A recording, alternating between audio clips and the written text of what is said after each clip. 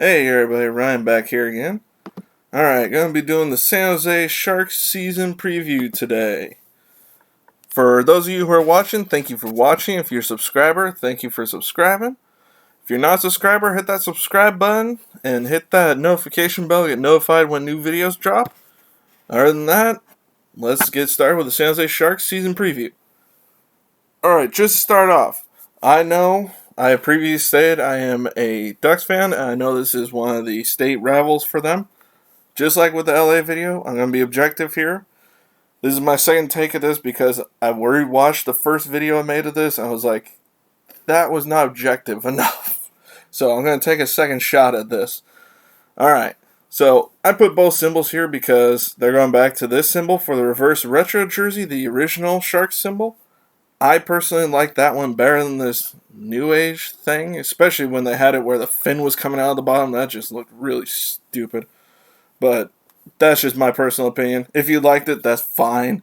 There's nothing wrong with liking something other people don't like, because one of the greatest arguments of all time, the agreed upon ugliest jersey of all time, the Vancouver Canucks V jersey with that yellow, red, and black coloring.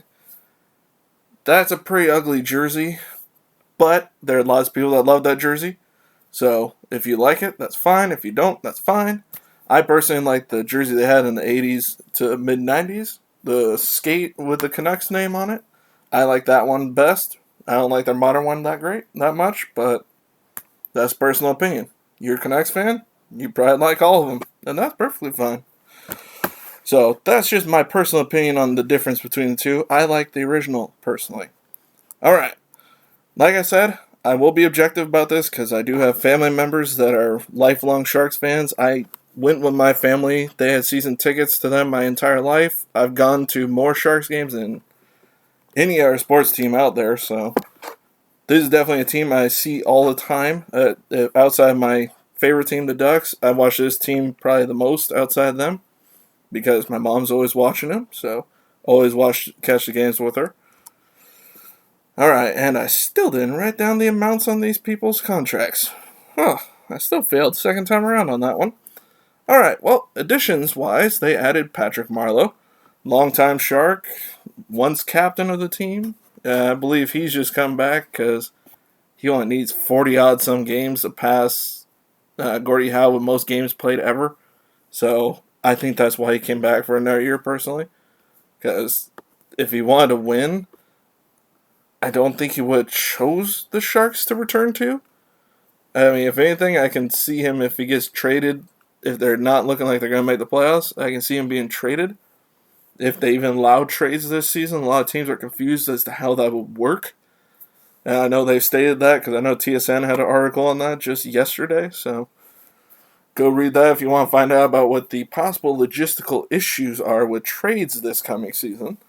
So if he was coming back to win a championship, no offense to Sharks fans, he would not have signed to San Jose.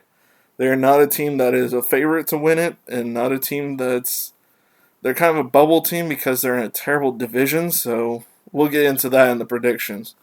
But they also brought back former Shark Matt Nieto from Colorado, who had some solid fourth-line play, and he's a fast guy. His finish ability never developed, so he's fast, he can outskate people, but he just can't finish when he outskates people is the downside to him. But he can provide some secondary scoring on the third, fourth line probably for him this year. I'm not sure it's necessarily an improvement over what they had last year even, but he's there and he's definitely someone with experience, so one less young guy they have to rely on, I guess. Curtis Gabriel, you may see him slip in a game or two maybe. He's going to be on taxi squad is my guess.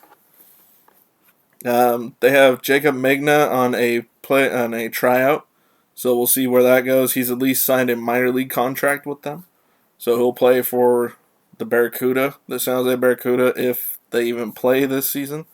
I'm not sure if they decide to opt out for the season or not.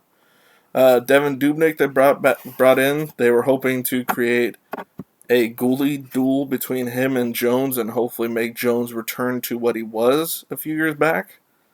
But I'm not sure if he's going to be able to provide that personally. He just he had a terrible year last year on a team with a really good defense. And and they brought in a guy who didn't do well on a good defensive team to improve on a team with a bad defense. Not sure how that's going to work out for them. Good luck to you on that one. Maybe he rebounds. Who knows? I mean, we'll see. But he definitely does not have as many good defensive defensemen in front of him. The defensemen in front of him can play offense now, but they aren't the greatest at the defensive aspect of the game. So we'll see how that works out. Maybe he does, and he has a great year, and they re-sign him after this year. Who knows? Ryan Donato, they're hoping really develops into that goal scorer they hope that he will be. We'll see how that turns out. They got those two in the same day, 2 different trades. I don't know why he didn't just put them into one trade, but business is business, I guess. All right, subtractions. They had Daniel Yurtankin, or Danil Yurtankin, sorry. They both agreed to terminate the contract that he had with them. He's going to go back to Russia and play. He was not going to play on the team this year. They told him that, so he said, see you later. They lost Johnny Brodzinski. He went to New York Rangers. He only played 1 game, I think the first game of the year last year anyway, so not a huge loss. Anthony Greco to the Rangers. He played minors the whole year. Brendan Davidson, they picked him up at the trade deadline. He went to Buffalo. Aaron Dell went to Toronto. Now, this one, Sharks fans will probably not agree with what I had to say about this, but Joe Thornton leaving is going to be, to me, this season and next season or two probably even quite devastating for this team. He was about the only good aspect to their locker room from every report that I've heard. He has been the only one to hold them together because their current captain is not good at it. From former players, what they've said about him, they said that he's the type of guy that just throws everyone under the bus and blames everybody else for his own mistakes. I don't know if that's accurate or not, but that's what some former Sharks players have said about that player. So take it or leave it, that's fine. But it definitely, last season, it showed that team had some serious locker room issues. And Vander Kane's part of the problem because he has been everywhere he's been. So, I mean, look at him and Dustin Byfuglien and quite a few of the Air players in Winnipeg. And he had problems in Buffalo. And technically Atlanta, even though it's the same place, same team as Winnipeg now. So, he's had problems wherever he went. Erik Karlsson's had problems in the locker room with Ottawa. I don't know if those were necessarily his fault, but it definitely gives you an impression about somebody if there's locker room issues, especially when they're a captain and they can't get it under control. That could be a real issue. But like I said, Joe Thornton seemed to be, from what I've heard, the glue for that locker room, and losing him and Pavelski in consecutive years, that hurts a lot. I mean, you're going to have to hope that some of those young guys step up, and hopefully they make it a better locker room, because if they don't, it's going to be a very long, stressful year for everybody involved. So hopefully that can be fixed. Jeremy Roy, or Wah, I'm not sure how he says it. He's a free agent. He was a guy that they had hoped would be a decent mid-defender for them, and he just never developed into that, unfortunately. So I let him go this last off-season. Melker Karlsson went to Europe. Tim Heed did as well. Dalton Prout is still a free agent. I mean, the guy played 2 games all last year and got hurt in both games, unfortunately, for him. I mean, first game of the year against Anaheim, he got hurt in a fight. I think it was against Nicolas Deslauriers, I want to say. I think his head hit the ice or something like that, and he got a concussion. And then he came back mid-season, got hurt again, first game back. So hopefully he can stay healthy for the rest of his career. I'm not sure if he'll ever play again. I was surprised San Jose signed him and was playing him in the majors. So I don't think he's going to be here if he plays anymore. They re-signed Kevin LeBanc to that 4-year deal. Much more money than that $1 million 1-year deal he signed last year as RFA. Now, Stefan Nason re-signed for a year. Antti Suomela a year. He'll probably be just an extra forward, Suomela. Jacob Middleton, 2-year. he could be the 6th defender this season, but he could not be as well. He may be the 7th. We'll see how that works out. Maxime Letunov is a 1-year contract, and Joel Shellman is a 2-year contract. All right, so they have a bit of cap space, $2.3 million, so there's a little bit there to wiggle room. They can possibly pick up a extra depth forward, which is probably what they need, or a depth defender, which they need. $79 million is what their actual cap space is. So they got a little bit of wiggle room there, which is an advantage. All right, so like I said, their captain, Logan Couture, he's there for foreseeable future. Vander Kane, like I said, I'm not big on Vander Kane personally. He has, from what I've seen, some attitude issues. I mean, he definitely is not liked by the referees, and that's something he brought on himself. No matter what he says, that is not going to change. This team honestly has brought it on themselves, unfortunately. I mean, the playoffs 2 years ago, they got two referee staffs basically banned for the rest of the playoffs. So I think last year they did not get as many calls as they had in years prior because the referees were pissed off with them. And it wasn't even their fault. The referees made the terrible calls, but still, like anybody, when something bad happens to you, you want to blame somebody. And it was this team that got the advantage in both situations. So referees were like, all right, screw you. That's basically what it felt like. Even for me, as not a fan of the Sharks, I felt like that last year. And you know what? It is what it is. Hopefully the refs got out of their system, and hopefully they get a better cut this year. But we'll see. Vander Kane doesn't exactly make anybody happy. So we'll see how that works out, because $7 million for 5 more years. If he continues being this problem, especially with the penalties when it comes to playoff time and regular season, taking terrible penalties at just the worst times, I mean, that's not going to help your case, especially with your teammates. Timo Meier, they have for 3 years. They'll have to give him an initial offer of $10 million at minimum when he becomes an RFA at that point, unless they re-sign him earlier.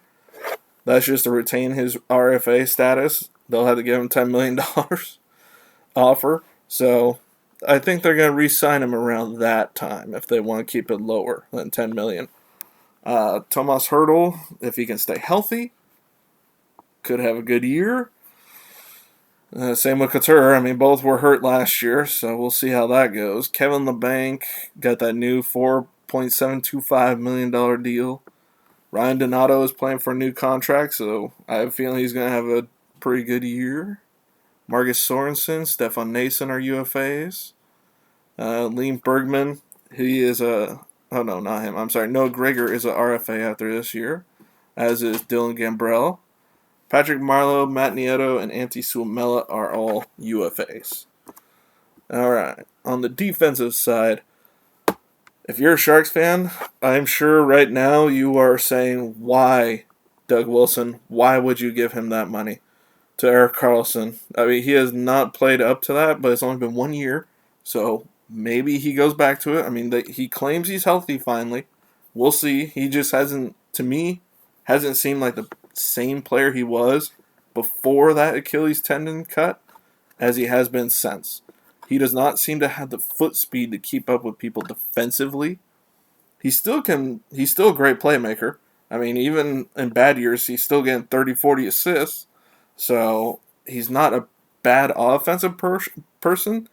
The problem is the defensive aspect is where he suffers, at least last year. This whole defensive squad did last year suffer defensively. I mean, Burns is 35, just about to be 36. So, I mean, you got to imagine he's on the downturn. And I mean, last time he had an off year like last year, he came back with like an 89 or 90 point season. So, we'll see how he does. But that doesn't, just because you get 90 points doesn't mean that your defensive game is good. And he has not been very good defensively last year either. Marko Vlasic looks like he's been losing his step with age, and he's got, 6 more years on a $7 million a year contract. They are not going to be able to move that because it's a no-move clause. He's not leaving, so unless he turns it around, they're going to have to buy that out or just eat that $7 million for 6 years. So hopefully he turns it around. I mean, you got to hope for the guy. Radim Simic, he has a new contract, 2.25 for 4 years. Mario Ferraro, they're hoping will develop further this year. Jacob Middleton, I mean, he's probably going to be a 6'7" defender. I don't think he's expected to go more than that. This is a contract I definitely hope does better this year, that's for sure, is Martin Jones. 4 more years at $5.75 million for a guy with less than a 900 save percentage for 2 straight seasons. Whew. That's a rough one to take right there. Now, he has not been what he was the year that made the finals, that's for sure. I mean, he is a bit older than I thought he was. I didn't realize he was already 30. But, I mean, he should be in his prime right now, so he needs to turn it around. And same with Devin Dubnyk, like I said, who had a off year last year. I mean, he had been one of the best goalies all the years prior before that, for like a few years at least. But unless he turns it around, and like I said, he has a weaker defensive team in front of him than he did with Minnesota. So I'm not holding out hope that is going to happen. But, like I said, I've been wrong in my life, so it could happen. We'll see. Either of them. I could be wrong about either of them. But I'd have to be pretty dang wrong, and a lot of people would have to be pretty dang wrong. This is one young guy right here, John Leonard. They're hoping comes in and does something this year. He was the top goal scorer for the college league last year, his last year. So he signed a contract, and now he has a chance to make the team. Ozzy Wiesblatt, you aren't going to see him quite yet. He's going to have at least a couple more years in junior probably. Frederick Handemark is a guy they signed in the offseason. They're hoping from Europe to do something for him. He's a UFA after this year. So if it doesn't work out, bye-bye. Real quick and easy. Jeffrey Truchan-Villa, he has a RFA status after this year. Alex True will probably get some games in this year. He's an RFA. Joaquin Blickfeld, he'll probably get some games in. And let's see, Maxim Latunov, he's an RFA after this year. He may get some games in. And Curtis Gabriel is a UFA. Alright, defensive side, they got Nicholas Malosh, Trevor Carrick, and Nick Simone. They are RFAs after this year. Sorry about that. Joseph Cornier is a RFA after this year. So one thing you can see with this team, they've been getting a lot of Russian players over the last few years. They're hoping will pan out. We'll see, because Russian players, as we all know, can be very fickle. They can be either I play in the bigs or I go home type of guys. And I think that's what happened. That is what happened with your Taken. So, they know their talent, or what they think their talent level is. Doesn't necessarily mean that's what translates to in the NHL. I mean, look at Nail Yakupov. You knew the guy could score. Problem was he got to the NHL and he had some problems. And he just did not pan out. For a number 1 overall pick especially, that's really hard. Not comparing your Taken to that, but just saying that's an example. That one, what was his name? Nikita Filatov what was that his name? The Columbus Blue Jacket high draft pick. If you know his name, please write in the comments because I can't remember. But just some examples. I mean, there are many more than that. So, all right. Back to the Sharks. Sorry about that. Number 31 was their first round pick because their number 3 overall pick they traded to Ottawa in the trade for Erik Karlsson. They didn't know then they were going to have a bad year, so that was 2 years ago they made that trade. So they had no idea that draft pick was going to be as good as it was, so they did not put any protection on it, which is not the first time in their existence. Circa the year Vinny LeCavalier was drafted, the Sharks won the lottery that year, got first overall. Problem was they traded Tampa the option of any one of 3 years for a first-round pick. and that was one of those years. So Tampa said, yeah, we'll take that Vinny LeCavalier. Thank you very much. 1 cup later. 1 cup with him. 2 overall now after this last year. But, yeah. So, this is not the first time they've made that bad decision of trading a pick. And it came back to haunt them. But every team has that draft pick, you know. We all can look at every one of our teams and see that. But just using that one as an example, that was a terrible trade back then when that happened. Alright, but anyways, they got this pick because they traded Barkley Goodrow to Tampa and got their first round pick, which worked out for both. Because Tampa got a cup with Goodrow, Goodrow got that cup, like I said, and San Jose got a first round pick, even though it was the very last one to 31. They used sign language because Ozzy Wiesblatt's mother is deaf. So that way she could see that he was picked, which I thought that was a really cool thing of their head of scouting to do. That was a good thing. Number 38, they got Thomas Bordeleau. They traded this pick. They originally had, I think it was 34 or 35, and that pick they traded away to Buffalo to get this pick and another one. And Buffalo picked John Jason Paterka, which, if you watch the World Juniors, wow, that could be a really bad trade if this Borlow guy ends up being nothing.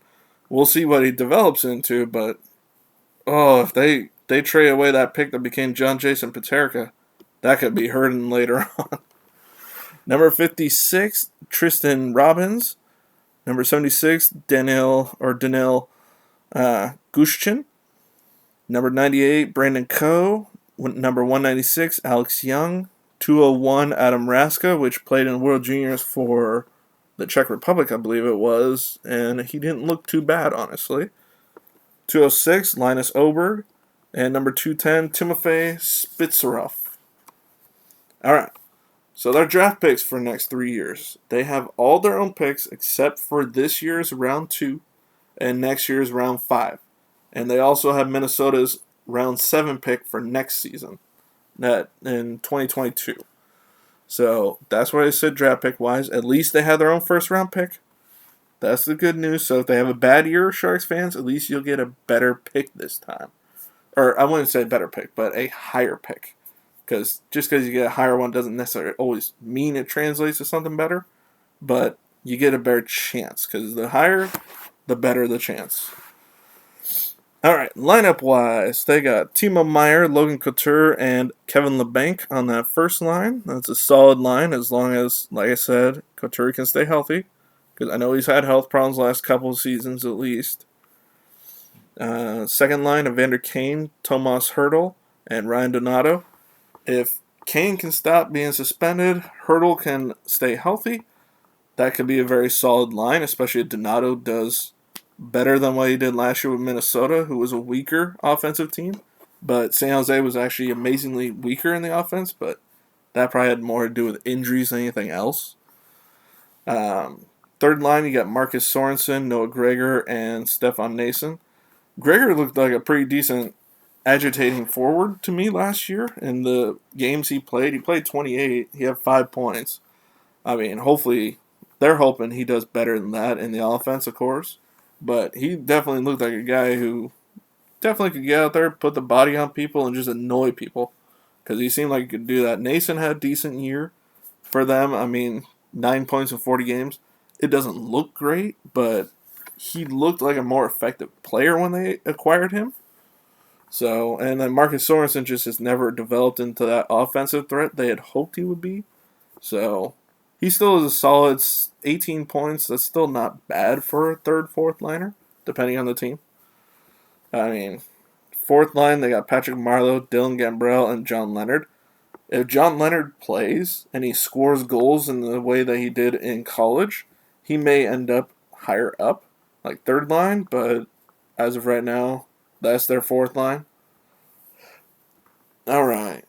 And this team, their biggest problems are a lack of depth. They don't have that offensive or defensive depth that a lot of our teams have. So that's their biggest weakness, and that's why they suffered so bad last year with injuries. because you were missing at one point Carlson, you were missing Simic missed games. Vlasic actually didn't miss any last year. I was kind of surprised by that. He seemed like he was missing at times. So that tells you how bad he was playing last year. You were missing Couture. Kane was hurt or suspended a couple times. Hurdle was out injured. I mean, Marlowe was traded at one point. Thornton was playing, was ticked off. They never traded him at the deadline. I think that's why he left, personally. But, yeah, they had some serious injuries last year. It really held them back. And with no depth and no real prospects coming up to fill spots, or no high-end prospects, I should say, doesn't mean these other guys can't become something more. Just there's no high-end prospects on the horizon that are really just screaming at you, oh, look at me. I mean, they have Ryan Merkley on the defense, but he seems to have had real big issues in junior and before with attitude problems. From what I read, he doesn't like the idea of playing a defensive game at all. He just wants to score, which on the offensive side is great. On the defensive side, it doesn't help a defense that already lacks in the defensive abilities anyways. So, like I said, I'm sorry, Sharks fans. I'm not trying to be overly harsh on you. It's just, I watch them all the time, so I know quite a bit about this team more than quite a few of the other teams. But Vlasic and Carlson, the first D pair, good luck. Radim Simic and Brent Burns, good luck. And Mario Ferraro and possibly Ryan Merkley or Jacob Middleton. Hopefully Ferraro develops further. I mean, this defense, look at those guys. They all were solid defenders for him last year. Lowest one is a -10. Jacob Middleton played 10 games, was a -2. They did not have any defenders that were positive last year, unless I could be mistaken with Tim Heed. He may have been like a +1 or an even. So they are not. I mean, look at Kevin LeBanc last year, -33. Holy cow. Harsh. I mean, Martin Jones, sub-900. Devin Dubnyk, sub-900 last year, both allowing 3 or more goals a game. I mean, a combined 29 wins and 36 losses. So, for how bad their numbers were, their mediocre win-loss, that's really not too bad. But you gotta hope, or you gotta just be like, one of these guys has to catch a break this year. But we'll see. Alex True, it looks like, is injured currently. But I think he may get in some games if it's not him or Leonard or even Gambrell. Maybe not in either, but we'll see. Joel Shellman will probably get games. Nieto's a good solid backup if they have injuries. Middleton could be a backup, or Merkley. Antti Suomela could get in games. Same with Gabriel. Trevor Carrick played some games for him last year. Latunov did too. Lean Bergman did. Joaquin Blickfeld did. So, I mean, a lot of these guys may get some games in at some point this year. We'll see. Let's see. These are the loans and minors and all that. Jonathan Dahlin will not be able to play for him this year because he signed a 1-year contract, I believe it was, with the Swedish team that he plays for. So he cannot leave there until that contract is complete, which means at the end of their season, or unless the team agrees to let him go, which I doubt they're going to this late in their season. So he's not going to be coming over this year, and that was a guy they had hoped for. And he's not under contract currently anyway, so RFA unsigned. So we'll see how that one works out in the future. But their top prospects, like I said, Ryan Merkley is definitely their top prospect. 76 points in 60 OHL games as a defender. He does not lack in offensive ability. It's his defensive ability and his perceived attitude issues. So we'll see how that one works out in what I personally perceive as a locker room with issues of the attitude sort. So we'll see how that works out. I mean, like I said, I could be wrong. It's just I'm going off of things I've read about the team and what I've seen on the ice because they seem dysfunctional at times. So we'll see. I mean, if I'm wrong, that's fine. Tell me I'm wrong. I don't care. That's fine if you don't believe that's an issue on the team. I think there are with the Ducks, but not everybody agrees with me, not even Ducks fans, and that's fine. You don't have to agree with me. These are just my opinions. All right. Second top prospect is Joachim Blichfeld. Right wing, left wing, 0 points in 3 NHL games last year and 32 points in 44 AHL games. Alexander or Sasha Chmelevski, a center, 27 points in 42 AHL games. He's a guy who may even play next year because that was a guy they're very high on. Alexei Melnichuk, 8-5-1 in 16 KHL games. And Ozzy Wiesblatt, 70 points in 64 WHL games. So, when it comes to prospects, they're there. This team is one of the lowest rated prospect pools in the entire league, and that's why they're starting to have issues with the mix. Not issues between the people, but issues with their integration of young guys with the veterans because they aren't the greatest talents in the world, and they're taking longer to develop than the team had hoped. I think at this point. You got also other ones I saw: Thomas Bordlow, John Leonard, Jonathan Dahlin, and Artemi. Oh God, I'm gonna have to try and say that. Niazhev. I want to say. If I'm wrong, that's fine. I'm sorry. Like I said, I'm not a name person. All right, so I'm sorry this isn't getting better for you, Sharks fans. I'm not trying to be overly harsh here. I'm really not. But you're probably gonna finish. You're a bottom of the league team. I mean, you have the top end talent, but you don't have the support that you need to provide the winning. I predict you're going to finish at the middle of the division at least. That's the good news. I mean, you could sneak into the playoffs, Sharks fans. I mean, this is a terrible division. Outside Colorado, St. Louis, and Vegas. So 4 teams from each division are going to make the playoffs, as far as last I had heard, unless they change it again, which they could. But 4 teams from the division. You have the 3 set, then you have basically a battle between Minnesota and San Jose for the last spot, in my opinion. I don't think Arizona is going to be battling for it. I don't think they're a good team. Some people think they will, so maybe it's a 3-way battle. Some people think LA, but I think they have a lot of growing to do, so I don't think that's going to happen. Anaheim has growing to do, so I don't think that's going to happen. I mean, unless John Gibson is an absolute beast this year, there is absolutely no way that Anaheim's going to be in there. So, personally, I think it's between Minnesota and San Jose who gets that last spot. And I think things have to fall just right for San Jose to get it. But there is that chance. So, like I said, they're a bottom range team in the middle of their division because it's such a terrible division. So, they may sneak into the playoffs and they could surprise people because look at what Dallas did. I mean, they weren't a great regular season team last year, but with that veteran presence, they were a great playoff team and made the finals and were 2 wins away from winning the Stanley Cup. To me, veteran presence matters the most in the playoffs.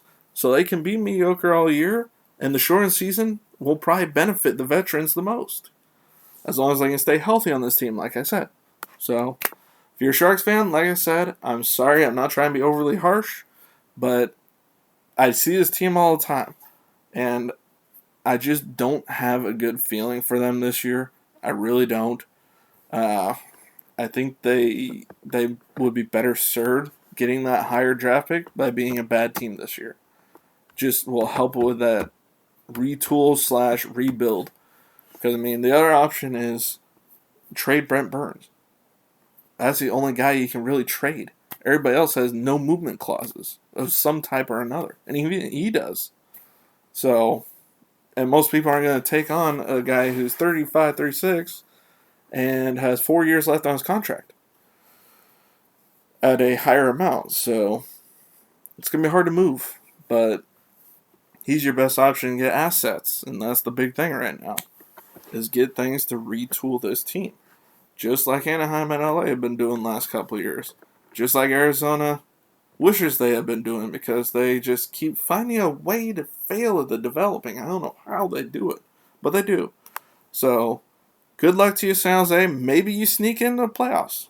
It's not going to be worst case scenario if you get that 4th spot. Go for it. What the heck? Or go for that higher draft pick. That's perfectly fine too. So, like I said, bottom team in the mid-range area just because of the division they're in. So, good luck to you. If you make the playoffs, good luck. Maybe you have a good run. Who knows? All right. That's it for this San Jose Sharks video. Like I said, I'm sorry if I'm coming off overly harsh. Not trying to. Just, I see this team. I've seen every single game of them. So, I know quite a bit about this team. So, alright. If you are a subscriber, thank you for watching. If you're not, thank you for watching as well. If you're not a subscriber, make sure to hit that subscribe button, hit that notification bell, get notified when I drop new videos. And make sure to like, comment, share. And like I said, if I was overly harsh, I'm sorry. Just keep us civil in the comments. I'm trying to be non-objective here. So, sorry if it comes off like I'm not. I just see this team a lot, so I know them very well. So, other than that, thank you all for watching. Have a good night.